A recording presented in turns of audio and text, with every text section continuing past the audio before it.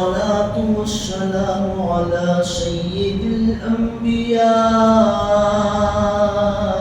والمرسلين محمد وعلى آله وأصحابه أجمعين. أما بعد، فقد قال الله تبارك وتعالى في كلام الله القديم والعظيم: أعوذ بالله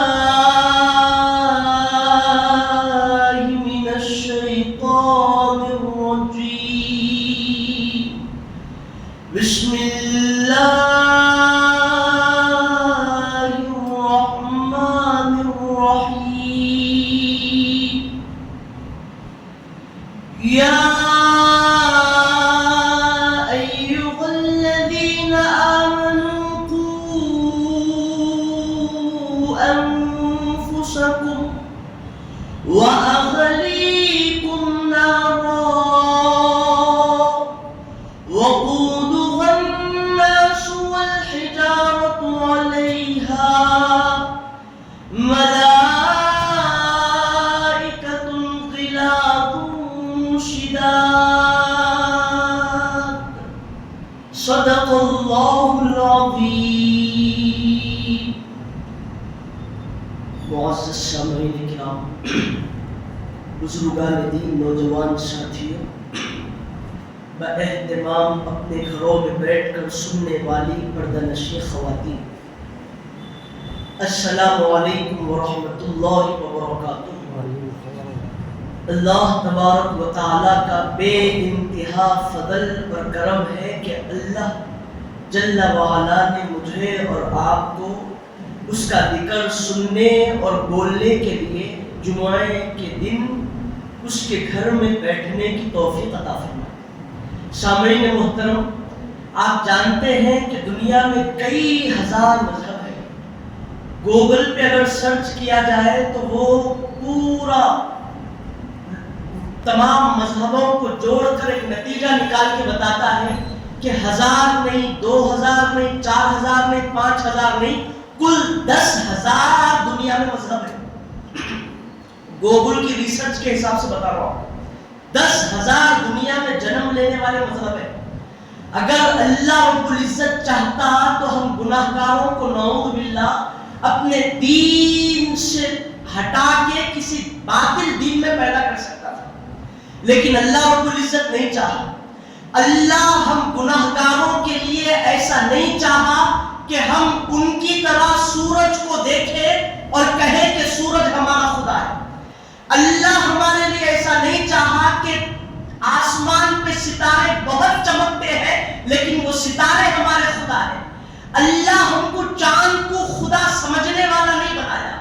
چند مذہب والوں کا ایسا کام ہے کہ آگ کو دیکھتے ہیں اور سمجھتے ہیں کہ آگ کا کام انسان کو جلانا ہے اور آگ زمین سے اوپر کی طرف اٹھتی ہے، لہذا آگ ہمارا خدا ہے۔ کسی نے چمکتے پتھر کو دیکھ کر اپنا خدا بنا لیا، کسی نے انسان کی اچھی فطرت کو دیکھ کر لوگوں میں اس کو رہبر اور رہنما سمجھ کر اس کو اپنا خدا بنا لیا۔ کوئی جھاڑ کو خدا کہتا ہے، کوئی درختوں کو خدا کہتا ہے، کوئی زمین میں پڑے رہنے والے پتھروں کو، پہاڑوں کو خدا جانتا ہے۔ اجی اللہ چاہتا تو کسی بھی 10,000 میں سے ایک مذہب میں پیدا کرتا تھا، لیکن اللہ نے جب ہم گناہگاروں کی روحوں کو دیکھا، جب ہمیں بنایا تو اللہ نے کہا یہ اس مذہب میں جائے گا، وہ اس مذہب میں جائے گا، وہ اس مذہب میں جائے گا۔ لیکن خدا کی قسم، جب خدا نے ہمیں دیکھا تو اللہ نے کہا یہ میرے دین میں پیدا ہوگا، اسے میں دین اسلام عطا کروں گا۔ اجی قربان جاؤ، یہ ہمارا کوئی معمولی دین نہیں ہے، یہ وہ دین ہے کہ اگر بندہ گناہگار ہو ٹھیک ہے، خطا کار ہو ٹھیک ہے، سیاہ کار ہو ٹھیک ہے، لیکن آخری اس کی سانس جب وہ دنیا میں لے گا اور اسلام پر موت ہوگی تو خدا کی قسم وہ گناہوں کے عذابات تو پائے گا، وہ گناہوں کی سزائیں تو لے گا، لیکن کوثر پیے گا، نہائے گا اور جنت میں جائے گا۔ یہ اسلام میں جنم لینے والے لوگ، یہ اسلام کی روح میں پڑے رہنے والے لوگ اور اسلام پر موت پانے لوگوں کی علامت ہے۔ جس کو اسلام پر موت آتی ہے تو سامعین محترم، اللہ کا کتنا بڑا کرم ہو گیا ہم کو۔ جمعہ تو ہر کوئی گزار لے گی، لیکن ہماری طرح ہر کسی کو یہ توفیق نہیں ملی کہ جمعے کے دن وقت مقرر پر بیٹھ کے اللہ کا ذکر سننا۔ حضور بولے جمعہ کوئی معمولی جمعہ نہیں ہے، تمام عیدوں میں افضل دن کا نام جمعے کا دن۔ یہ وہ دن ہے کہ اگر کوئی گناہگار اسلام پہ مرتا ہے، ادھر مرا ادھر جنت میں چلے گئے، چاہے جمعے کی رات میں مرے، جمعے کے دن میں مرے، اللہ جمعے میں مرا ہے اسی شرف کی وجہ سے اس کو عذاب نہیں دیتے اور بغیر حساب و کتاب جنت میں داخل کر دیتے۔ سامعین محترم، جب اتنے بڑے احسانات، اتنے بڑے نوازشات، اتنے بڑے کرم اللہ کی بارگاہ سے ہم کو خیرات ملی ہے، اس کی بارگاہ سے انعامات ملے ہیں، تو ہمارا کام کیا ہے جی؟ ہم جتنے وقت دنیا میں رہے، جب تک سانسیں لے، ہمارا اٹھنا، ہمارا بیٹھنا، ہمارا سونا، ہمارا چلنا پھرنا سب اللہ کی محبت میں، اس کی یادوں میں گزرنا، نہیں گزرنا۔ دیکھو دنیا والوں کا نظام کیا ہوتا ہے، دیکھو ہر انسان کی یہ خواہش ہوتی میں اچھا رہنا، میں صحت مند رہنا، میں اللہ کا محبوب بننا، میں اللہ کا جو ہے چہیتا بننا، اللہ کے معزز بندوں میں میرا نام لکھے جانا، اس کی ایسی تمنا ہوتی۔ لیکن اللہ رب العزت قرآن میں ارشاد فرمایا، خالی اپنے تک یہ نہیں سوچنا، تو نمازیں پڑھ رہا اچھی بات ہے، تو روزے رکھنا اچھا ہے، تو زکات دے رہا بہت اچھا ہے، تو رات بھر سونے کو حرام کر کے اللہ کی عبادت کرنا بہت اچھی بات ہے، تو دن میں کوئی نماز نہیں چھوڑتا، یہ اللہ کے خوش ہونے کی علامت ہے۔ لیکن ذرا یہ بھی یاد رکھ، تیرے ریلیٹڈ جتنے بھی لوگ ہیں وہ بھی تیری طرح محفوظ ہے یا نہیں ہے، وہ دیکھ بتا رہا تھا۔ خالی عبادت اپنے اندر ہی دبا لے کے نہیں رکھ لینا، مضبوط کر کے لوگوں میں بھی پھیلا رہا کہ نہیں پھیلا رہا۔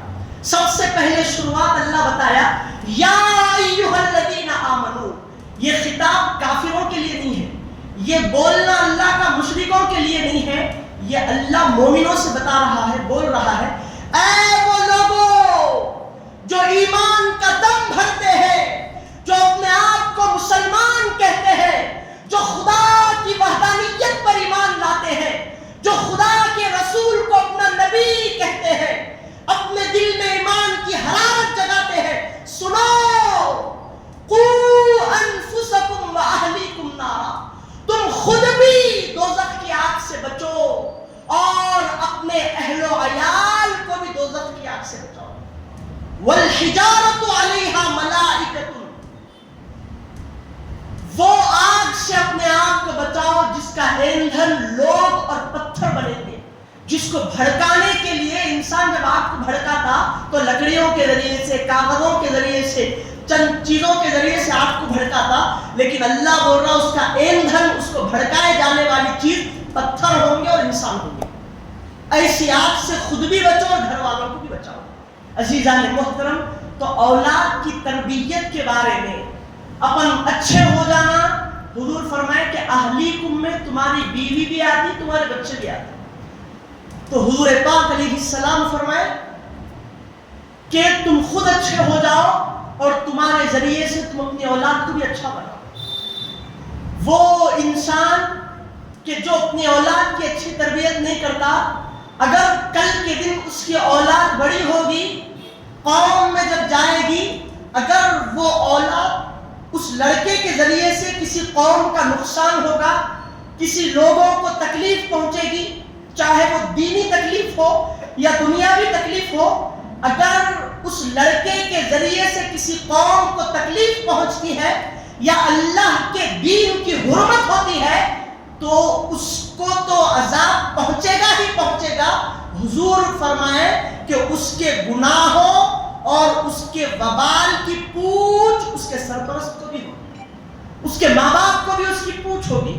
اگر وہ بچے نیک نکلے، باادب نکلے، با اخلاق نکلے، پرہیزگار نکلے تو وہ تو ثواب کمائے گا، اسے تو جزا اچھی ملے گی، ساتھ میں اس کے ماں باپ کو بھی اچھی جزا ملے گی۔ پیارے حبیب علیہ السلام نے فرمایا ما نحل والد ولدا من نحل افضل من ادب حسن۔ آمینہ کے لال نے ارشاد فرمایا کسی والد کے لیے اپنے لڑکے کو سب سے اچھا تحفہ اگر کوئی ہے کسی والد کا، یعنی کسی باپ کا اپنے بیٹے کو دینے کے لیے سب سے اچھا گفٹ، سب سے اچھا تحفہ اگر کوئی ہے تو وہ حسن ادب ہے۔ سرکار فرمائے اس سے اچھا ادب کوئی نہیں ہے صاحب، اس سے اچھی تربیت کوئی نہیں ہے۔ آج لوگ کیا کرتے ہیں، تو کامیاب ہو جا تیرے کو فون دلاؤں گا، ایک تحفہ دوں گا، تو فلاں کام کر لے تجھے گاڑی دلاؤں گا۔ بچوں کو تحفے دینے کے لیے کوئی باپ اپنے بچے کے لیے گاڑی کا انتخاب کرتا ہے، کوئی فون کا انتخاب کرتا ہے، کوئی کپڑوں کا انتخاب کرتا ہے، کوئی جوتوں کا انتخاب کرتا ہے، کوئی کسی چیز کا انتخاب کرتا ہے کہ بچے تو فلاں چیز کر لے، جس چیز پہ تو ہاتھ رکھے گا وہ چیز تیرے لیے لگا دوں گا، بس تجھے یہ کام کرنا ہے۔ ہر باپ کی تمنا جتنے پیسے ہو سب سے اچھا اپنے بچے کو تحفہ دوں گا، لیکن آمینہ کے لال نے فرمایا ہر تحفہ دیا جانے والا بچے کے ساتھ قائم نہیں رہتا۔ گاڑی دو گے کل کے دن خراب ہو جائے گی، معاملہ ہو جائے گا، دوسری وہ چینج کرے گا، فون دو گے ٹوٹ جائے گا، کپڑے دو گے پرانے ہو جائیں گے، بڑا ہو کر نہیں پہنے گا۔ حضور نے کہا اگر کوئی سب سے اچھا تحفہ باپ اپنے بچے کو دینا چاہے تو وہ اس کا حسن ادب ہے، اس کے اچھے اخلاق ہے، اس کا اچھا کردار ہے، اچھی تربیت ہے۔ اگر کوئی باپ اپنے بچوں کو حسن ادب سکھائے گا تو حضور بولے کہ ہر شعبے میں، ہر میدان میں، عمر کی کسی بھی سیڑھی پر، زندگی کے کسی بھی موڑ پر تمہارا بچہ قدم رکھے گا، کسی بھی لوگوں میں اٹھے گا بیٹھے گا، اس کو دیا ہوا تحفہ حسن ادب کے ذریعے سے وہ تیرے بچے میں قائم رہے گا، وہ دائم رہے گا، وہ لوگوں میں جائے گا، وہ بچپن تیرے اچھے ادب سکھانے میں لگائے گا، اس کی جوانی کے ہر دور میں تیرا ادب اس کے ساتھ کام آئے گا۔ جب وہ بوڑھا ہو جائے گا تو قبر میں مٹی بن گیا تھا، ہڈیاں بن گیا تھا، ہڈیاں بھی جو ہے پوری ختم ہو گئی تھی، راکھ بن گئی تھی، اس وقت تیرا بچہ بڑھاپے کے عالم میں زندگی گزار رہا تھا، لیکن تیرا سکھایا ہوا ادب، تیرا سکھایا ہوا سلیقہ، تیرا سکھایا ہوا تمام دنیا کی دینی تعلیم آج تیرے بچے کے ساتھ قائم ہے۔ تو حضور بولے کہ سب سے اچھا طریقہ صاحب اگر کوئی ہے کہ والد اپنے بچے کو گفٹ دینا چاہے تو وہ من افضل ادب حسن، اچھا ادب ہے۔ حضور پاک علیہ السلام فرمائے۔ تو سامعین محترم یہ کیا ہوتا جی؟ آپ سنے ہوں گے بچے جو ہوتے اپنے ماں باپ کا وجود ہوتے، ماں باپ تو دنیا سے ختم ہو جاتے لیکن اس کے بچے اس کے بچے اس کے بچے اس کی اصل کے ہونے کی گواہی دیتے۔ تو وہی بچے اگر صحیح نکلے تو پھر ماں باپ کے سکھانے میں ان کی شفقت میں بڑا کردار ہوتا۔ وہی بچے اگر قاتل نکل گئے، زانی نکل گئے، گناہگار نکل گئے، شرابی نکل گئے، جواری نکل گئے، کچھ گناہ کرتے نکل گئے، جس زمین پر حضور نے کہا وہ گناہ کرے گا اس کا وبال اس کو تو پہنچے گا، اس کے ماں باپ کو بھی پہنچے گا۔ حضور پاک علیہ السلام ایسا فرمائے۔ بچوں کی تربیت، دنیا کی تمام کتابیں بچوں کو پڑھاؤ، انکار نہیں کرتے۔ حضور پاک علیہ السلام نے کہا بچوں کو تربیت دینا چاہتے ہو، قرآن بتاتا ہے کہ بچوں کو تربیت کیسے دے، نبی کا دین بتاتا ہے کہ بچوں کو تربیت کیسے دے۔ بچہ جب بڑا ہوتا ہے تو ہر ایک کی تمنا ہوتی ہے کہ بچے کو انگلش میڈیم میں ڈالا جائے، بچے کو دنیا کا علم حاصل کرایا جائے، لیکن حضور فرماتے ہیں کہ بچے کا پہلا مدرسہ ماں باپ کی گود ہوتی ہے۔ تو ماں باپ کے ذریعے سے بچوں کو کیا سکھایا جانا؟ وہ کارٹون لگا کے عادت نہیں ڈالنا، وہ گانا لگا دیے ناچو بولنے کی عادت بچوں کو نہیں ڈالنا، بچوں کو ایسی ویسی چیزیں نہیں سکھانا. بچہ آگے جا کے دیندار بنے تو کیا سکھانا؟ تو آمینہ کے لال نے کہا ادبوا اولادکم علی ثلاث خصال.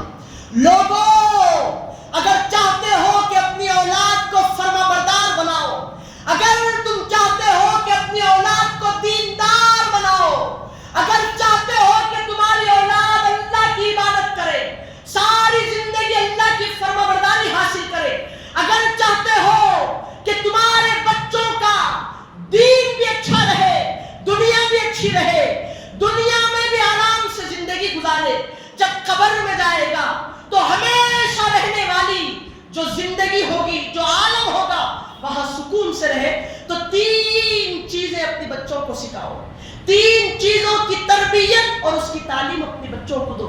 یا رسول اللہ وہ تربیت کیا ہے، وہ ادب کیا ہے؟ تو حضور نے کہا سب سے پہلی چیز حب نبیکم، اپنے نبی کی محبت اپنے بچوں کو سکھاؤ. جب اپنے نبی کی محبت بتاؤ گے، اپنے نبی کی 63 سالہ زندگی اپنے بچوں کے سامنے رکھو گے، تو وہ بچے آئیڈیل نبی کو مانیں گے. گناہ کیسے کریں گے؟ بچے سنیں گے نبی نے بھوک کی حالت میں پتھروں کو پیٹ پر باندھا ہے، نبی نے دین اسلام کو پھیلانے کے لیے کیا کیا محنتیں نہیں کی ہے، کیا کیا مشقتیں نہیں کی ہے. والدین کا ادب نبی سے بچوں کو معلوم ہوگا، والدین کا بیویوں کے ساتھ حسن سلوک بچوں کو معلوم ہوگا، اولاد کی تربیت بچوں کو معلوم ہوگی، حلال حرام کی تمیز اگر کسی بچے میں نبی کی محبت آئے گی تو وہ بچہ سمجھے گا. عزیزان محترم، دوسرے سٹیج پہ نبی نے کہا اب نبی کی محبت سکھا دیے، یا رسول اللہ سکھا دیے، اب دوسری چیز بچوں کو سکھانا وحب اہل بیتہ، اپنے نبی کے گھرانے کی محبت اپنے بچوں کو سکھانا. بتاؤ کہ مولا علی کون ہے، ان کی شجاعت کیسے تھی، اسلام میں ان کا رول کیسا تھا. بتاؤ اپنی بیٹیوں کو بی بی فاطمہ زہرا کا پردہ کیسے تھا، رات میں اللہ کی عبادت کیسے تھی، رات میں جاگ کر اللہ کو یاد کرنا میری بیٹی کا کیسے تھا، اپنے گھرانے کو لے کر چلنا کیسا تھا. بتاؤ میری بیٹی کے بارے میں، بتاؤ میرے نواسے حسن کے بارے میں جس نے دین کی بقا کے لیے کیسی زندگی گزاری. بتاؤ میرے حسین کے بارے میں، اہل بیت میں پنجتن پاک آتے نا جی، نبی کا گھرانہ آتا، تو بتاؤ میرے حسین کے بارے میں کہ نانا کے دین کو بچانے کے لیے اپنی جان تو لگائی اللہ کی بارگاہ میں، پورے اپنے خاندان کو، اپنے کنبے کو، اپنے گھرانے کو اللہ کی یاد میں کربلا میں لٹا دیا، نانا کے دین کو بچانے کے لیے جان نثاری کر دی. بتاؤ اہل بیت کی محبت. اب چھوٹے بچے ہیں لیکن نبی بول رہے ہیں کہ ابھی سے بچوں کو پہلی تربیت یہ سکھانا. اب ہم بولے یا رسول اللہ آپ کی محبت اپنے بچوں میں ڈال دیے، یا رسول اللہ آپ کی اہل بیت کی محبت ہم اپنے بچوں میں ڈال دیے، اب تیسری بات کیا ہے فرمائیے، اب کیا کرنا بچوں کو؟ وَتِلَاوَةِ الْقُرْآنِ. اب تیسری چیز اپنے بچوں کو سکھانا قرآن پاک کی تلاوت. قرآن کی 6666 آیتیں ہیں، ہر آیت بچے کو بتانا کہ دیکھو قیامت ایسے ہوگی، دیکھو اللہ کی رحمت بندوں پر ایسے ہوگی، دیکھو اللہ کا عذاب بندوں پر ایسے ہوگا، دیکھو اللہ یہ گناہوں سے منع کیا ہے، دیکھو اللہ نے یہ کرنے کا حکم دیا ہے، دیکھو اللہ نے ماں باپ کی خدمت بتائی ہے، دیکھو اللہ نے بڑوں کی عزت، چھوٹوں پر شفقت بتائی ہے. ہر قرآن کے جو ہے آیتوں کا مفہوم بچوں کو بتانا، یہ چیزیں ہیں صاحب. عزیزان محترم، تمام لوگوں نے کیا کر دیا صاحب؟ پیارے حبیب علیہ السلام فرمائے کہ ہر بچہ فطرت پر اللہ اس کو پیدا کرتا ہے. قرآن کی آیت پڑھ کے بتائے فطرت اللہ التی فطر الناس علیہا، اللہ کی تخلیق جو ہے لوگوں کو پیدا کرنا فطرت پر پیدا کرتا ہے. لا تبدیل لخلق اللہ، کوئی اللہ کی خلقت کو بدل نہیں سکتا. کیوں؟ ہر بچہ جب پیدا ہوتا صاحب صفاف، گناہوں سے پاک، کسی قسم کی سیاہی اس کے دل میں نہیں، بالکل شفاف پیدا ہوتا، لیکن اس کے گھرانے والے اس کو بدل دیتے ہیں. لوگوں میں جس گھر میں جیسا جیسا نشو نما ہوتا ویسا بنتا ہو. اگر یہودی کے گھر میں پیدا ہوا تو یہودی چلن پہ چلتا، نصرانی گھر میں پیدا ہوا تو نصرانی چلن میں چلتا.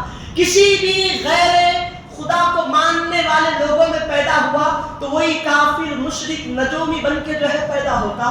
اگر مسلمان کے گھر میں پیدا ہوا تو وہ مسلمان کا گھرانہ کیسے ہے، اللہ کو یاد کرنے والا ہے یا گناہوں میں مبتلا ہونے والا ہے، اس کی چلن ویسے ہوتی. عزیزان محترم، حضور بولے بچہ جو ہے گھرانے کے حساب سے نشو نما پاتا، جس کا گھر جیسا ہو بچے کی تربیت ویسی ہوتی. اور آمینہ کے لال نے ارشاد فرمایا، لوگوں تم میں سے ہر ایک نگہداشت ہے، تم میں سے ہر ایک کو اپنے ماتحت کے بارے میں پوچھا جائے گا. اگر کوئی حاکم ہو تو اس سے اس کی رعایا کے بارے میں سوال کیا جائے گا. اگر کوئی آدمی ہو تو اس سے اس کے گھرانے کے بارے میں پوچھا جائے گا. بتا تو نے اپنے گھر والوں کی تربیت ایسے کیسے کر دی. عزیزان محترم، پیارے حبیب علیہ السلام ایسا فرمائے گے، ہمارے بچوں کے اندر تقویٰ کیوں نہیں ہے صاحب؟ ہمارے بچوں کے اندر جو ہے اللہ کی یاد کیوں نہیں ہے صاحب؟ آج بچوں کو جو ہے آپ سکھائے کیا سکھانا ہے، کتنی تعلیم دینا ہے دیجیے. لاکھوں روپے اپنے بچوں کے جسموں پر لگائیے ان کو اچھا پڑھانے کے لیے، ان کی کتابوں کے لیے، ان کی ایجوکیشن کے لیے.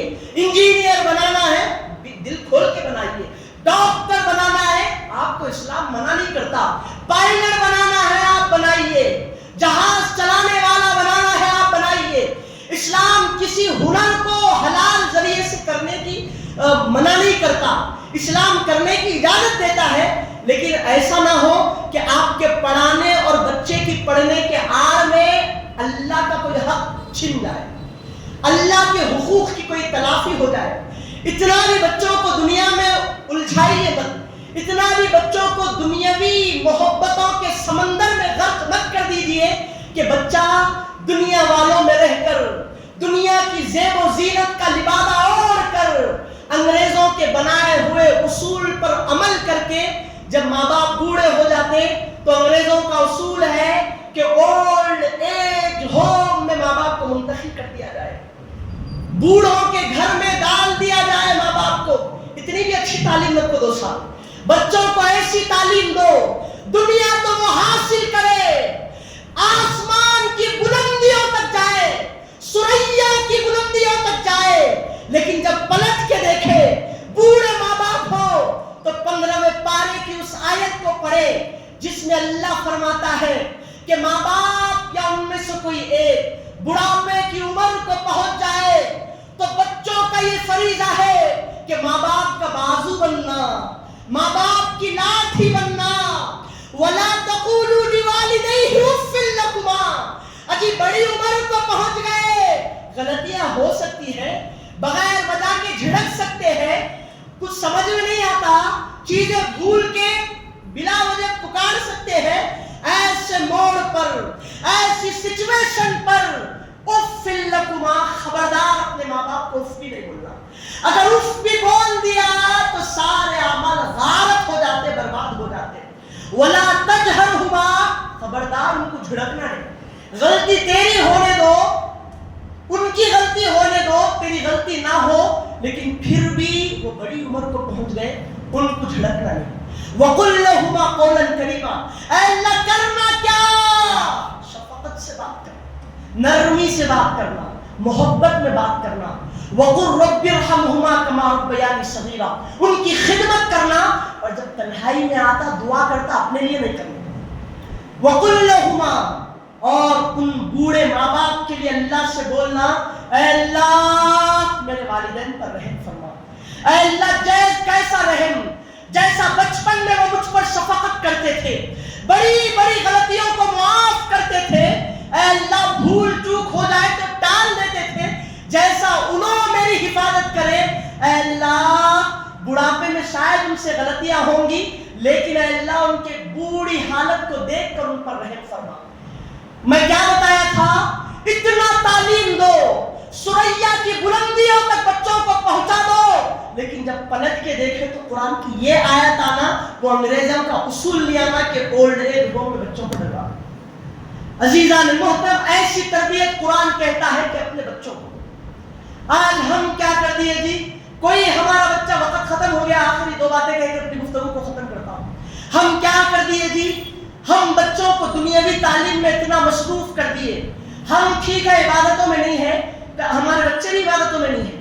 کبھی کسی کے ماں باپ نے اپنے بچوں کو ایسا دیکھا کہ باہر سے باپ گھر میں آئے، بچے کے ہاتھ میں فون نہیں ہے، بچے کی نگاہیں ٹی ویوں پر لگی نہیں ہے، بچہ تسبیح جگ رہا ہے، تسبیح کی بیجیں ڈال رہا ہے، اللہ کے ترانے گا رہا ہے. کبھی ایسا دیکھے کہ بچہ مصلی پر بیٹھ کے اللہ کو یاد کر رہا ہے. کوئی بچوں کی ہمارے ایسی رات گزری کہ ہم جب بچے کے پاس جائیں تو بچہ مصلی پر بیٹھ کے آہوزاری کر رہا ہے، بچوں کی ہچکیاں نکل رہی ہے اللہ کی یاد میں. ہمارے بچے ایسے کہیں نہیں ہے صاحب. ہمارے بچے قرآن پڑھے تو روتے کیوں نہیں ہیں؟ ایک اللہ کے ولی راستے سے گزر رہے، ایک پانی کے پاس سے، ایک بچہ نابالغ زار و قطار رو رہا ہے، تڑپ رہا ہے، بلک رہا ہے. وہ قریب گئے، بیٹا کیا معاملہ ہو گیا، ایسا رو رہا تو؟ ایسی کون سی چیز تجھے کو پریشان کر دی تو اتنا زیادہ رو رہا تو؟ بولے کہ حضرت قرآن کی ایک آیت پڑھ رہا تھا، وہ آیت پہ پہنچا تو آنسو نکل گئے. ایسی کون سی آیت ہے جو اتنے چھوٹے بچے کو رلا دی؟ بیٹے وہ آیت